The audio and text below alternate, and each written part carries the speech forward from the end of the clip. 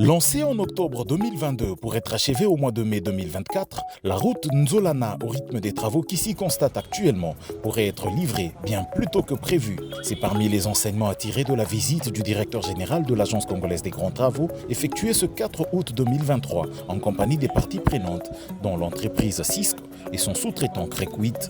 Guidé par la mission de contrôle de la CGT, Nico Nzaounzaou, accompagné certains collaborateurs, a parcouru toute cette route qui va de la route Matadi, à hauteur de l'Université pédagogique nationale, en passant par les quartiers Maloueka et Sangamamba, pour y sortir sur l'avenue Mamayemo dans le quartier Kintsuka.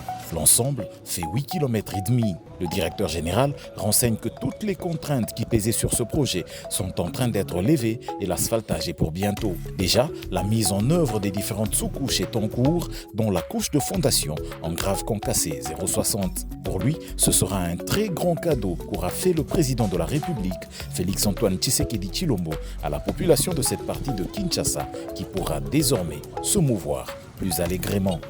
Nous sommes en train de faire itinérance. C'est une visite de chantier tout à fait normale pour un directeur général de la CGT, voir l'évolution des travaux sur terrain. Vous vous souviendrez que l'année passée, en 2022, nous avons lancé les travaux. C'était notre ministre de tutelle, le ministre d'État, qui a lancé les travaux ici en octobre 2022. Et aujourd'hui, vous avez vu que les travaux ont considérablement avancé. Donc aujourd'hui, je peux dire que nous sommes très contents de l'avancement des travaux qui sont exécutés par l'entreprise Cisco et Crekwit.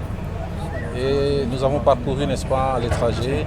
Normalement, le PK0, c'est à partir de l'Upen vers Ginsuka, mais là, nous avons commencé de Ginsuka vers l'Upen. Nous sommes totalement satisfaits et nous pensons que nous pourrons même arriver à terminer les travaux avant la date prévue. Parce que vous savez que dans le contrat que nous avons signé, l'agence congolaise des travaux, les grands travaux, a signé avec Cisco, il est prévu que la fin des travaux, c'est pour mai 2024.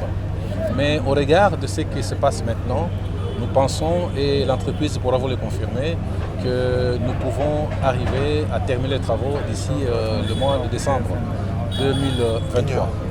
Alors, vous devez savoir également que nous sommes dans une zone très très habitée. Alors, il y avait une petite route ici, à peu près de 6 mètres. Et maintenant, nous emmenons la route avec un gabarit à peu près de 14 mètres. Donc vous comprenez que nous étions obligés de pouvoir exproprier des gens pour pouvoir amener la route à une certaine dimension de réhabilitation et de modernisation.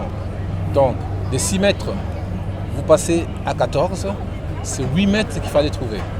Et ces 8 mètres, ça coûte de l'argent. C'est les maisons des gens, c'est des écoles.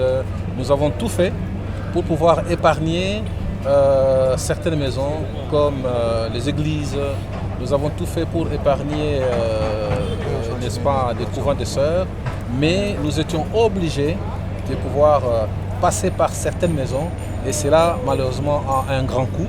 Mais ce coût sera pris en charge par les projets. Monsieur Panglong, directeur général de Cisco, la société contractante, est confiant.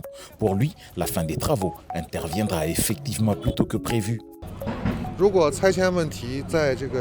Si le problème d'expropriation ça peut régler et achever avant le 15 septembre, là, on va ajouter les personnels, les engins et ajouter les machines pour accélérer l'exécution des travaux pour qu'on puisse achever le projet à la fin de décembre.